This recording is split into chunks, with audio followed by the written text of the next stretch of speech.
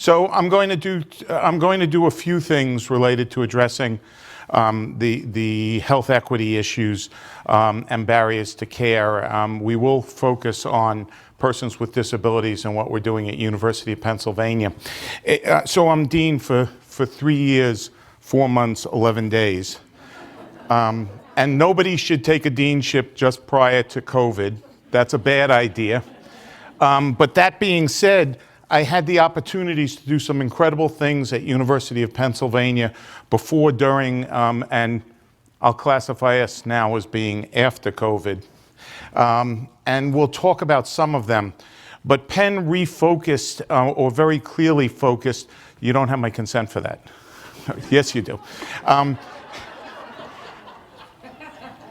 I'm sorry, New Yorker in me, and it's coming out all over. It's a long day already. We refocused our commitment to health equity in 4 ways. You know, first, we're looking to train our students, every DMD student, such they have a social commitment to treating people in an appropriate fashion wherever they live and however they exist. And understanding the cultural differences and issues that exist. We're looking to train individuals and perform the research that will help guide us in social determinants and make evidence-informed decisions on how we can apply and develop better health equity for all.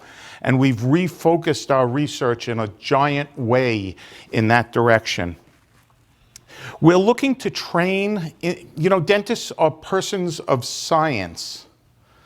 We are one of the informed groups of individuals that are extremely elite in this world, and that every dentist hasn't picked up the banner and spoken about the need for HPV vaccination, the need for policy change such that dentistry can alter the path of a disease like cancer, or how about COVID, that we are the trusted individuals that people allow us to come into their mouth and work on their children, themselves in the most vulnerable of positions, that we have not made every dentist who graduates a policy wonk on how and why we should have conversations about why every person in the dental office should be vaccinated. This is a necessity if we're going to move forward. And then the last thing that we want to do is provide evidence-informed, top-quality dental care as a byproduct of this particular process so that everybody has access to it. So we're working continuously to do this. So just as an introduction, we all know that the most rapidly growing underserved community are individuals with a broad range of disabilities. This is not just intellectual or developmental disabilities. This is an Alzheimer's, a Parkinson's, a person that has a physical handicap. How can a dentist actually say, I can't work on you, you're deaf? It's just not moral. And we're not training our dentists well to deal with this wide variety. The medical conditions that individuals with developmental disabilities and intellectual disabilities create all sorts of issues for them. And these patients have difficulties finding dentists who can deliver care for them. And some are out there talking about, let's make a new specialty in dentistry that will do special needs dentistry. There are 67 million individuals that are either in the geriatric disabilities, the middle-aged disabilities, or intellectual and developmental disabilities. It is impossible to train enough dentists to do this. We have made a commitment that at Penn, we will train every dentist to manage 95% of these cases. So many people say, okay, you know, I'll see you, we'll take you to an operating room every 2 years, every 3 years, every 4 years. It is one of the major costs associated with oral health care, Medicaid health care for young children, or that's just not acceptable because every dentist knows how or should know how to apply silver-diamine fluoride, arrest the decay, stabilize the patient, and manage them going forward. of the population, these are the people that live next door to us. They're your grandmothers, they're our children, they're in our community. We need to make every dentist, no matter what their specialty, capable of managing persons with disabilities. Thank you.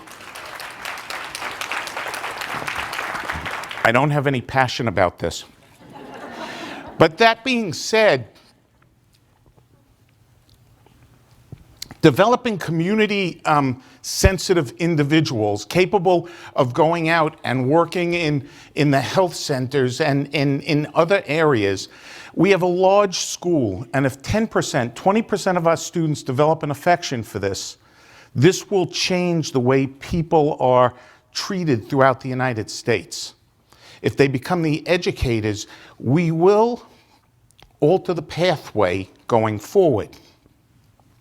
During pandemic, we opened up community centers so that 20% of a senior year is done treating patients in a community center. These are federally qualified health centers. These are centers that deliver medicine and dentistry in the same environment, so we learn integrated health.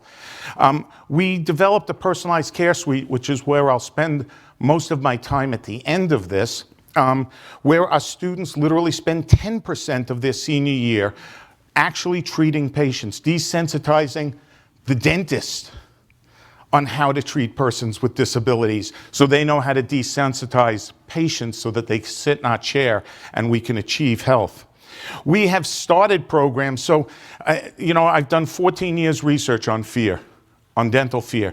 17 to 20% of patients have fear. 8% of patients that come to you have fear that's so severe they will take a toothache rather than coming to the dentist. It is not all trauma informed. As a matter of fact, that's the smallest percentage of individuals. It starts with mom holding a child's hand. Don't worry, the dentist isn't going to hurt you. There's a whole series of things involved in that. We actually train our students how to assess fear, how to deal with fear, how to empower the patient so that they can reduce fear. Look on the Penn Dental Medicine Continuing Education website. It's for free. You can take the courses. We have, if I remember correctly, we have 4 courses right now on dental fear that you're welcome to take. And if you're a dentist, if you're not a dentist, a hygienist, whatever you are, you can take the CE credits. So we actually opened up a clinic that 15% of our dental students actually work on people that are survivors of torture. Physically work. These are immigrants that have come in that have been tortured internationally. We accept patients with PTSD from VAs and from other locations to treat these patients. We are trying to create an environment of dentists that graduate that look at this and go, not so bad. Now I'm going to go to my New York talk because I'm going to have to speak faster. It's important for you to understand something. University of Pennsylvania is a private dental school. Last year, we gave away $4 million in uncompensated care because carriers couldn't get people approved to be their provider, because we needed to deliver care to patients, because I won't teach students improperly. Do you know who pays for that? My students do. It winds up on their tuition. We do not take a penny of state dollars to operate. And when you need a dentist to go out to, where is it, Jersey Shores or something in the middle of Pennsylvania, my student that owes $360,000 for tuition and fees has to figure out how to pay for that. So when this state figures out how to make sure people get the dental care they need appropriately, you will start reducing the costs that actually go to do that. That is the reality of what happens in every dental school. I'm a private. Your Pitt and Temple are only partially funded by the state. Their tuition drives everything that goes on. We built community center. This is in the Sayre Health Center. It's a federally qualified health center, a 4-chair facility. We deliver care regardless of patient's ability to pay for it, because it's associated with a federally qualified health center along the way. This is in Puentes de Salud. It's an immigrant health center, mainly Spanish immigrants. Our students go in there, learn how to use translators, work with nurses, work and go ahead. All of these centers were constructed and opened during the pandemic. We launched this program in July of 2020. Mercy Life. This is an incredible day treatment center for the aging population. We went from one chair that was open 3 days a week, 2 days a week, to 4 chairs that are open 5 days a week, treating a senior groups any dental care that they require. This is the type of community experience that our students are getting that will change the nature of the student, that will, the graduate that will come out and practice. We're in the final stages of developing an 11-chair facility that will be part of the Catholic Hospital, which is now PHMC, Cedar, Penn, whatever. They're changing the name on the site on a daily basis. And we will work with family medicine in their FQHC delivering care. It's this type of care that becomes transformative and says, you know, I can make a really nice living, be comfortable, do this, and actually serve a population that is very grateful for coming in to see me. 3 minutes, 22 slides to go. Don't worry about it, I can make it, I promise. We opened a personalized care suite. I've done 2 of these now. I did one at, so at my training, I was taught by a guy, Fred Ferguson, working on developmentally disabled patients. I opened up a private practice out in Stony Brook when I graduated school. I treated all sorts of persons with disabilities. I was the #2 provider in Suffolk County, New York, of care for persons with disabilities. United Cerebral Palsy, AHRC, Mary Haver Center for Hope. I did all their dental work for these kids. I did not understand that this was not what every dental student was trained. As a matter of fact, it was very different. As I went to NYU and then to Penn, I realized the need for this, and literally the day I arrived, I informed the president that we will open this suite, staff it, and put this together so that every student walks out with the same training I did. This personalized care suite is different. It does not focus on an operating room. We consider an operating room the last resort, and friends like Mark Goldstein help us deliver that care. We do it in our own facility too on a limited basis, but we target how to control the disease. We're targeting the science, the continuing education, free website, continuing education.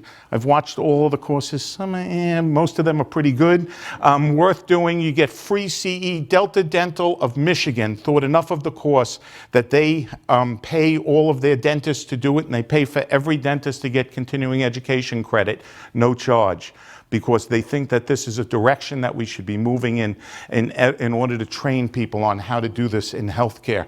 We have an immersion program that will bring any dentist, any team into the school to go ahead and make this a reality in education.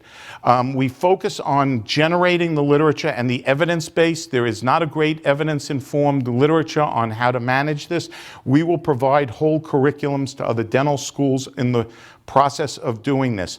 But our commitment is to see to it that 100% of Penn's graduates come out competent at managing 95 to 99% of persons with disabilities. Wide age, this is age independent. This is not just children. This is adults, this is seniors, this is Alzheimer's, this is Parkinson's, this is traumatic brain injuries, this is ALS patients, Lou Gehrig's disease, who come in and are respirators. The facility is a 12-chair facility.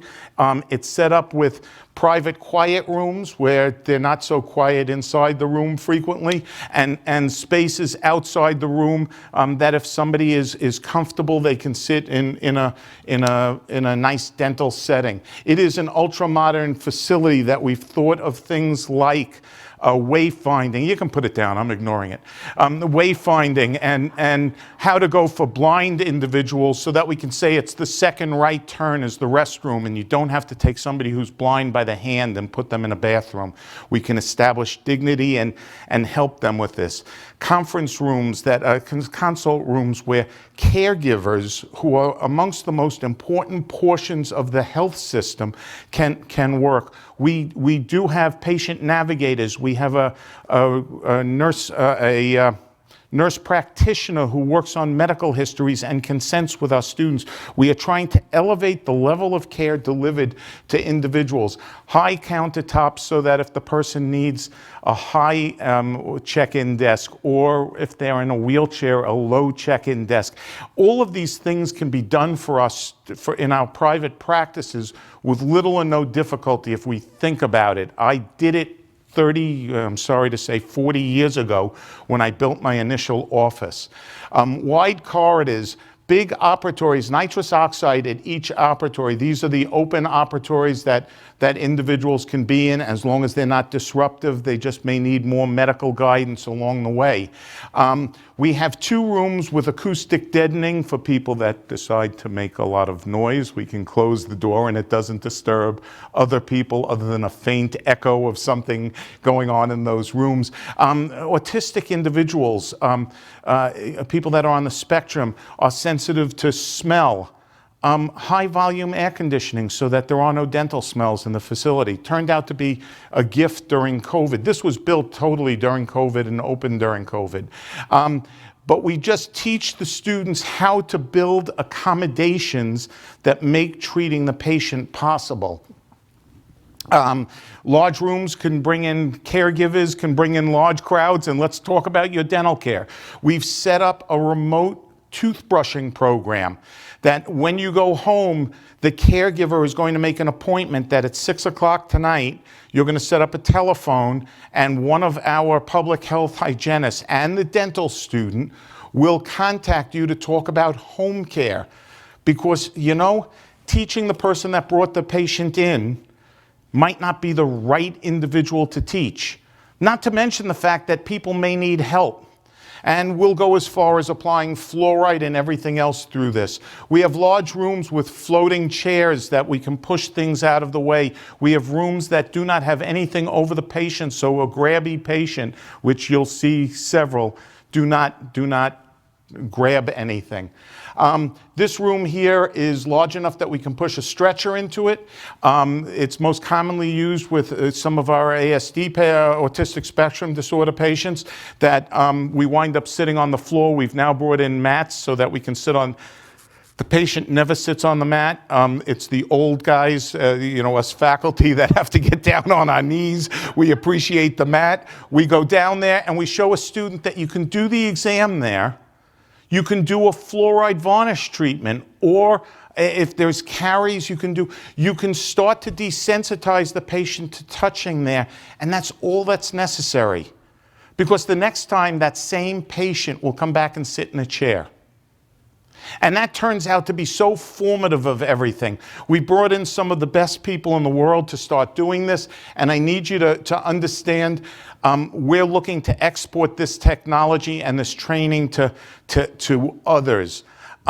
Anybody who wants to come see it, many of you have already come to visit. We're proud to show it off, and I'm 3 minutes over. But I started a minute late.